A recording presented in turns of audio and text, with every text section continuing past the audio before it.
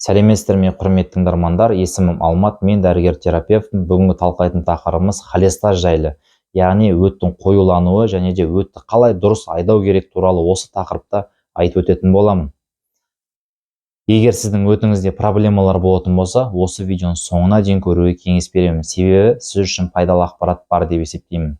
Ал біз бастаймыз. Жалпы өт дегеніміз не? Өт дегеніміз бауыр жасушаларынан өндірілетін өт пигменттерінен, өт қышқылдарынан, холестериннен, мочевинадан, тұздардан және де кейбір витаминдерден тұратын сұйықтық болып табылады. Жалпы қалыпты жағдайда адам ағзасына тәулігіне өт жарты литрдан 1,5 литрға дейін өндіріліп тұрады. Ал өт қалтасында 50-60 мл өт болады. Осы өттің ағып кетпеу үшін оди деген сфинктер болады. Бұл яғни өт жолдарында болады.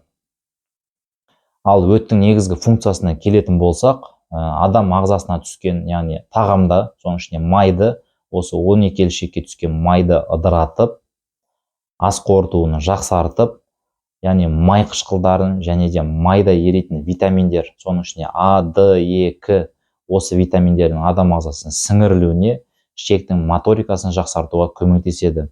Бұл өттің негізгі функциясы. Егер сіз тамақты аз ішсеңіз, өт аз бөлінеді. Егер сіз көп ішсеңіз, көп өндіріледі.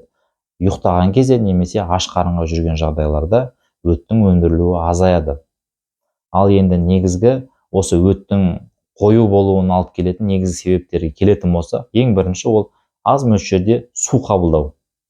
Сосын гормональды препараттарды ұзақ уақыт қабылдау, контрацептивті таблеткалар қабылдау, аз қозғалатын жұмыстармен айналысу және де гепатиттер, соның салдарынан өттің қоюлануы болады. Яғни осы өттің қоюлануы салдарынан ол жерде кристалдар түзіледі. Осы кристалдар үлкейе келе өттің дұрыс ағып кетуіне механикалық түрде, яғни кедергі жасайды. Соның салдарынан қазір айтып өтетін симптомдар пайда бола бастайды. Яғни холециститтің алғашқы белгілері пайда болады. Оның негізгі белгілеріне келетін болсақ, ең бірінші оң жақ қабырғасының ауруы, жүрек айну, асқазандағы қыжылдау, құсу, кекірген кезде ащы дәммен кекіру, іштің өтуі немесе іштің қатуы, үлкен дәреттің түсінің өзгеруі, яғни қараюы немесе ағаруы, және де кіші дәреттің түсінің өзгеруі, терінің сарғаюы, көз алмасының сарғаюы және де қышыну сияқты, яғни осындай белгілер болуы әбден мүмкін.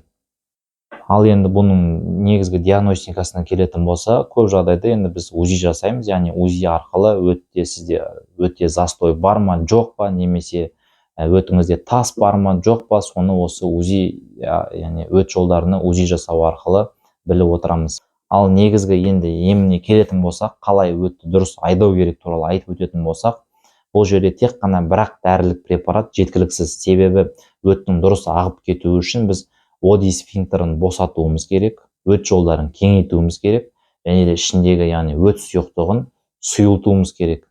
Осындай жағдай жасалған жағдайда ғана өттің ағуы дұрыс болады. Мысалы келтіре кетейін, бір бөлме делік, ішінде мебельдермен. Егер біз бір терезесін ашып қойсақ, комнатада сквозняк болмайды.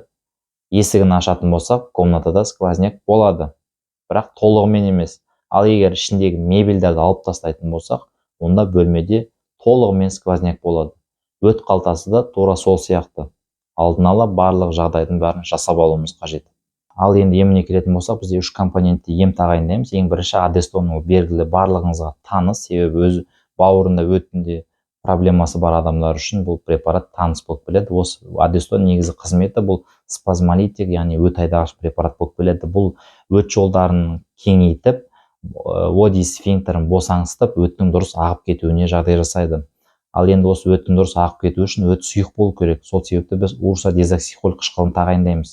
Яғни бұл урсодезоксихол қышқылы өтті қоюландығын сұйылтады және де өтте тас болатын болса майда, сол тастарды ыдырап кетуіне көмектеседі. Және үшінші біз өт айдағыш препараттар тағайындаймыз.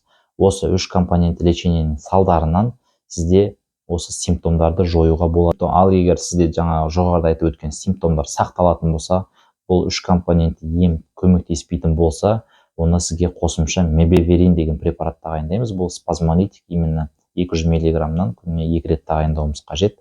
Именно осы препарат тағайындап сізге қайтадан УЗИға повторно береміз. Ал егер УЗИіңізді ешқандай тас көрмейтін болса, значит онда біз КТ жасауымыз қажет. Себебі рентген позитивті тастар деген болады. Бұл УЗИ арқылы көрінбейді. Тек қана КТ арқылы көруімізге болады. Бұл кезде КТ, яғни брюшной полостью с контрастированием тағайындаймыз. Осы арқылы өт жолдарына немесе өт қалтасында или бауыршілік өт жолдарында тас бар ма жоқ па, соны көруімізге болады. Осы айтып өткен 3 компонентті емге қарама-қарсы, яғни противопоказание бар. Ол егер тастар болатын болса сіздің өт қалталарыңызда, егер тастар көлемді болатын болса, ол 3 компонент осы лечение арқылы орнынан қозғалып жіберуіміз әбден мүмкін. Осы қозғалудың салдарынан ол өт жолдарына барып тіреліп қалып, үлкен приступ шақыруы мүмкін. Ол тек қана операциялық жолмен ғана емделінеді.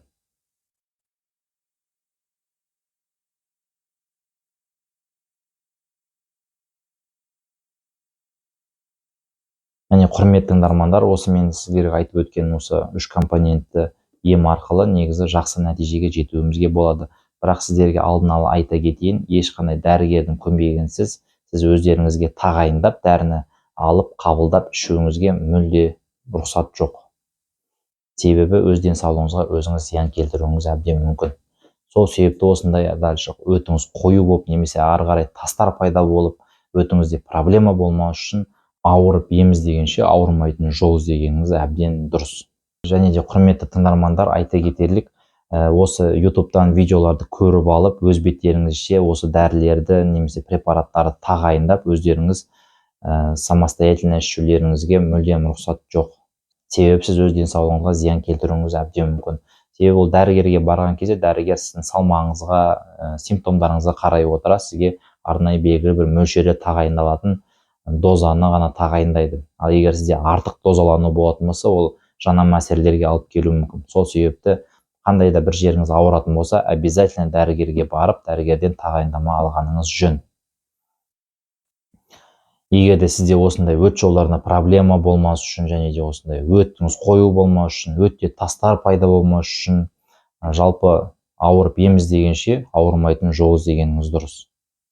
Бүгінге осы. Егер сізге видео ұнаған болса, осы видеоға лайк басып, комментария жазып, достарыңызбен бөлісіп, және арнама тіркеле отырыңыз.